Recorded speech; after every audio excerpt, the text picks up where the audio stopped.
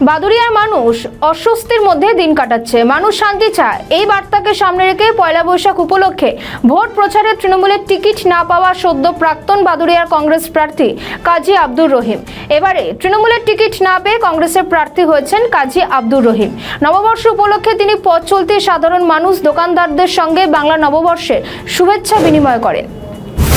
পয়লা বৈশাখ হচ্ছে আমাদের বাঙালিদের শ্রেষ্ঠ দিন। এই দিনটা আমরা প্রতি বছরই আমরা নিজের মধ্যে আমাদের সৌহার্দ্য, ভালোবাসা, সম্প্রীতি এগুলো আমরা একে অপরের সঙ্গে সম্পর্ক রেখেই চলি।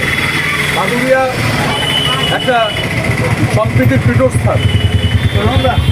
বাদুড়িয়ার মানুষ শান্তি চায়, বাদুড়িয়ার মানুষ সম্প্রীতিতে ভরপুর।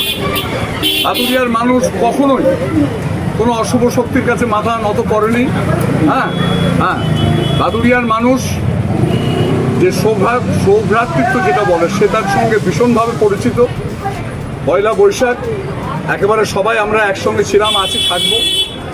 বাদুড়িয়াতে কোনো সন্ত্রাস বাদুড়িয়ার মানুষ পছন্দ করে না। বাদুড়িয়াতে কোনো অশুভ শক্তির মাথাচাড়া সাধারণ মানুষ তারা খানিকটা অস্বস্তির মধ্যে দিন কাটাচ্ছে, যদিও সেই পরিস্থিতি কখনোই আসবে না। সেই বার্তা দেওয়ার জন্য যে আমরা বাদুড়িয়াতে শান্তিতে ছিলাম, আছি, থাকবো। বাদুড়িয়ার মানুষ আমরা সম্প্রীতির সঙ্গে নিয়ে থাকবো।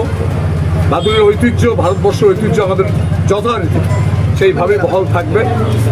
এই কথা বলার জন্য মানুষের সঙ্গে দেখা, এইটাই আজকের উদ্দেশ্য, অন্য কিছু।